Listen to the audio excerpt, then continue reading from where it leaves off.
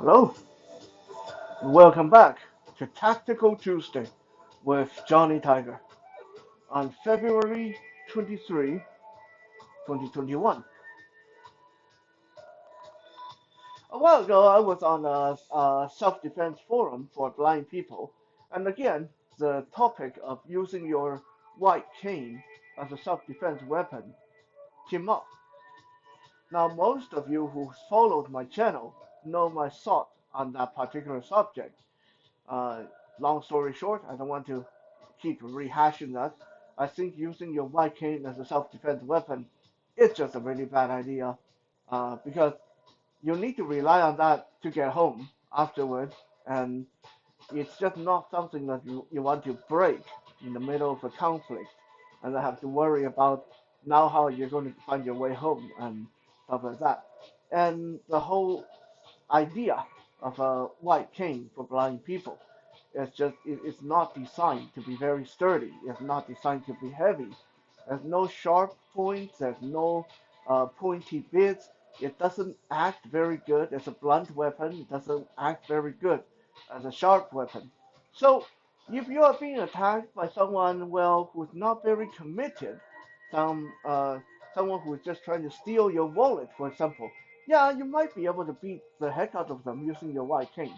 But if someone who is jumped up on steroids or high on cocaine or some really angry drunk person come after you and your whole thing about defending yourself is using your white cane, it's not a very good plan. Now, of course, as most of you know by now, I'm a big supporter of everyone should at least carry a knife on their person because a knife is not just a self-defense weapon. It's not meant to be a self-defense weapon. A knife is a tool that can help you open things, um, bust your way out of a tight spot if you get trapped inside a car and you can't unlock your seatbelt. There's a lot of uses for a knife that is not just how do you use it to kill someone in a fight.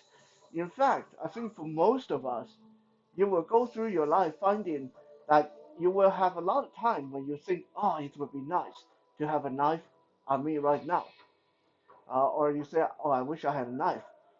But your goal is not to fight or kill someone. You need it for other things because that is what a knife is good for. It's good for multi purposes, a lot of different options. So, again, I believe everyone should carry a knife on them. However, I also recognize that depending on the law, depending on if you are confident uh, or not about your self-defense tool of choice, you may choose not to carry a knife because it is a bit awkward getting uh, confiscated by the police and having to explain to the police officer why you feel the need to carry a big letter opener or a big butcher knife on your person. So I understand that. That is why today's episode I'm going to show you guys a few very mundane daily objects, daily items that can be used to devastating effect in self-defense. That if you carry them, again, I'm not promoting you go and do harm unto other people, but if you carry these things for self-defense, you will find that if you do get searched by the police, you won't have any problem explaining them away because these are perfectly normal household objects. But first, let me show you guys this.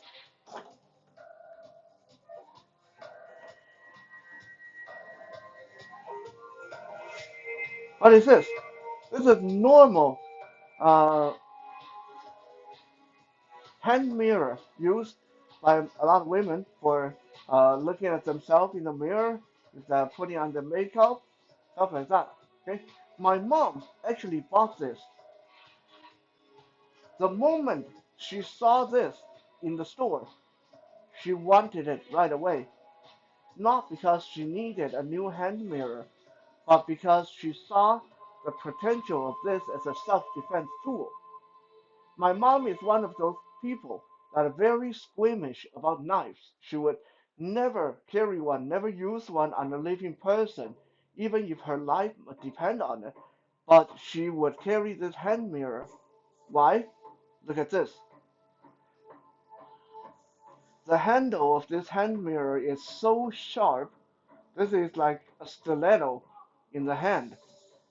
So for some reason, for my mom, it's not okay to carry a knife and use it in self-defense.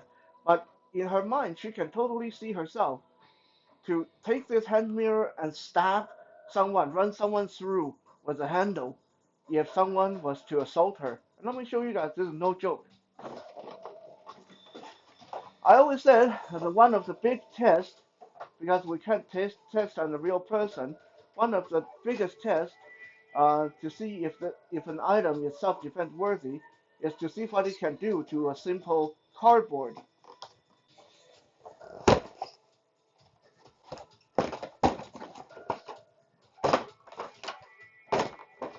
Every time I just stab this cardboard with the handle of this mirror, go in, go in, go in. There's no resistance whatsoever. It feels like I'm stabbing butter. Some of my knives don't even stab that well. This is a heck of a good self-defense tool in the hand. Okay? So if you ever see a hand mirror with that kind of handle, that is one great self-defense tool.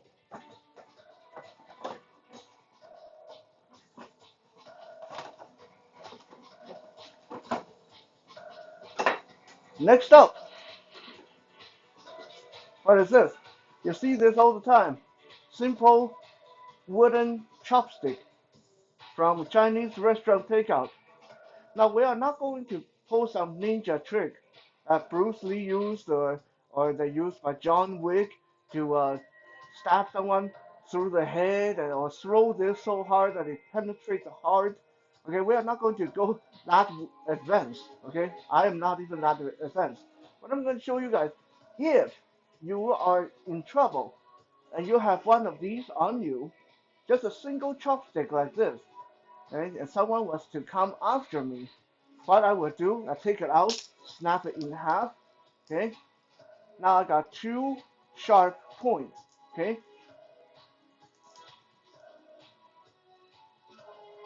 I will hold one in the reverse grip in my right hand and a hammer fist, and the other one in a stabbing grip in my left hand in the saber grip. Now I have two, not very sturdy, but definitely very sharp splinters of wood. I do not want to go after someone's clothed area, although if I go this, if I put this into the wrist, into the back of the hand, into the throat, of course, don't do that. Killing someone is not nice. The eyes, the nose, the ear, no problem. With these two little splinters of wood, I feel a lot more confident defending myself against someone who is bigger and maybe high on drugs because I know I can do very considerable harm to them, and they will know that because people have this instinctual uh, want to shy away from sharp, pointy objects. And even though these are not very sturdy, they definitely are sharp and pointy.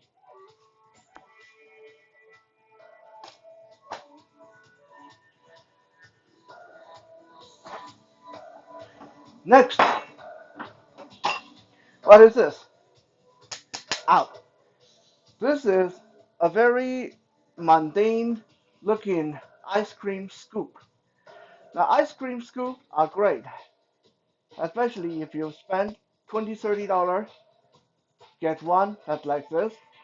It's very solid, and if you get yourself in a conflict, this works perfectly as a serviceable hammer or bludgeoning tool. And this is very solid. Ow! I just hit my own hand and it hurts. Ow!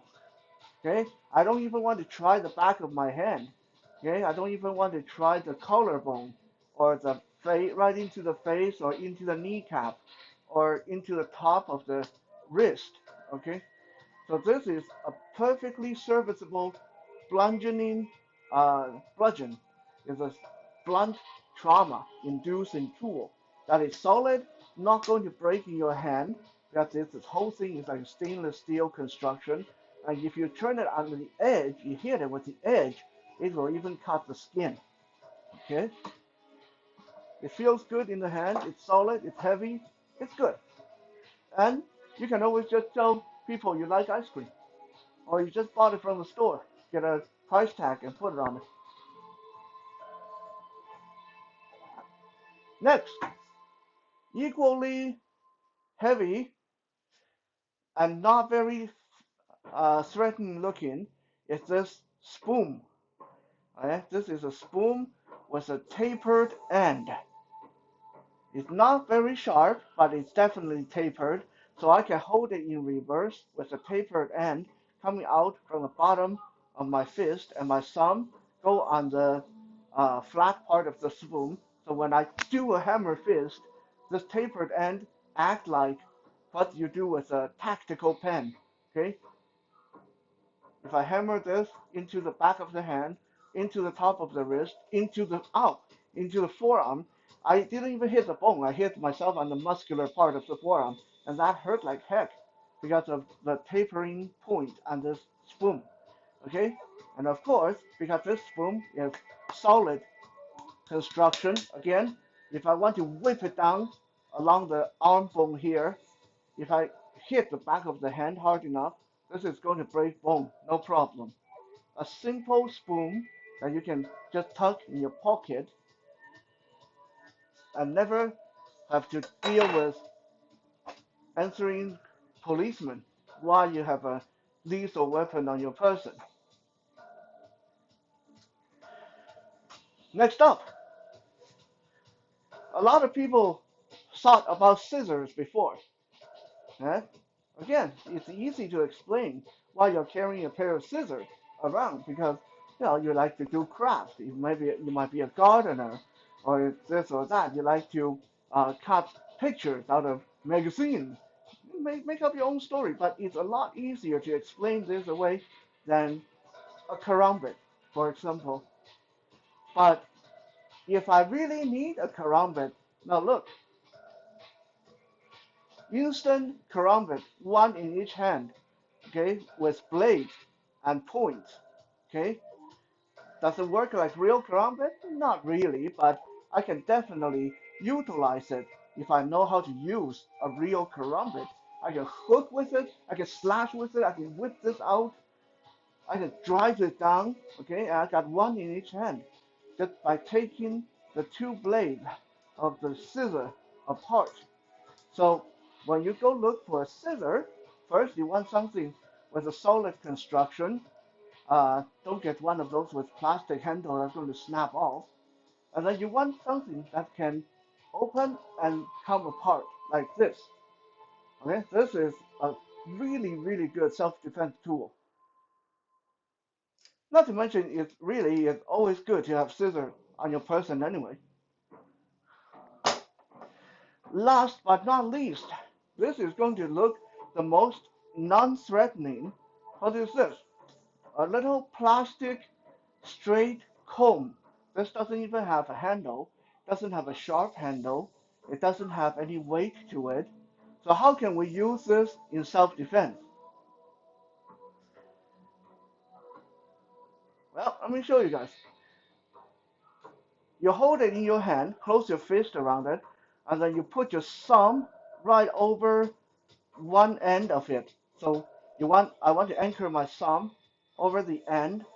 So the end pointy part of the comb, the last few teeth, the last few digits is anchored by my thumb. Okay, and let me show you guys what this can do. Even though it's plastic, it's cheap, it's like a 50 cent uh, straight comb, pocket comb. Here is our trusty cardboard. This is the comb in my hand, anchored on my thumb, and watch this. It tore that cardboard to bits without damaging the comb because my thumb anchoring the last part of the comb, driving this in like a spike, like a spike. Okay, I don't even need to punch. I just aim for any soft, tender part and drive this in like a spike. Okay, simple little pocket comb. Doesn't add any weight to you.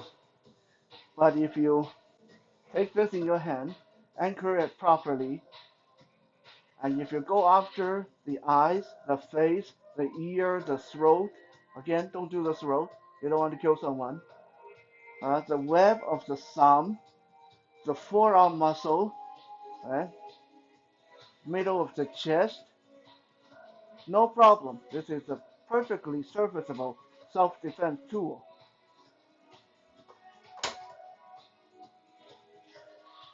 In the end, of course, none of these will match up against a properly designed tactical survival knife or a tactical karambit, but as we have seen, that if you carry them, you practice with them, these are perfectly serviceable tools that can definitely do a lot of damage to an assailant when you are in that tight spot.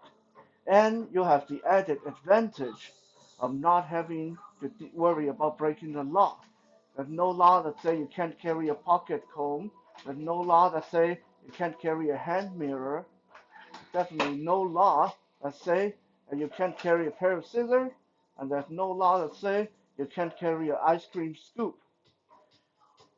In our life, in our everyday life, there's a lot more items that can be put to self-defense users if you just be a little bit creative and remember, in the end of the day, what makes a good self-defense weapon is it either has to be solid and heavy or light and sharp. Thank you for checking out today's Tactical Tuesday. We'll be back again tomorrow for Wisdom Wednesday. For now, have a good night.